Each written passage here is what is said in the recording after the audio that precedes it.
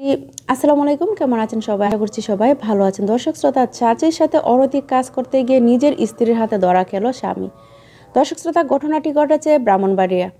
তো দর্শক শ্রোতা, সেই চাচির হাজব্যান্ড মানে চাচা, উনি একজন প্রবাসী। তো প্রবাসীর বউয়ের কাছে রাতের বেলায় গিয়ে যখন অনৈতিক কাজ করতে তার ঘরে ঢুকে, তখন তার স্ত্রী দেখে ফেলে এবং কি স্ত্রী বাহির থেকে দরজা লাগিয়ে দেয়।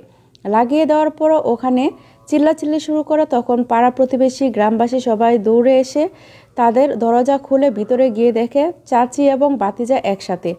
তো চাচি এবং বাতিজা একসাথে দেখে তাদেরকে জিজ্ঞাসাবাদ করে, কিন্তু চাচি সেই ঘটনাটা অস্বীকার করে, বলে তার বাতিজা তার সাথে কোনো অনৈতিক কাজ করেনি এবং তার বাতিজার সাথে তার কোনো সম্পর্ক নেই। তো দর্শক শ্রোতা, চলুন আমরা চাচির মুখ থেকে একটু শুনে আসি উনি কি বলে।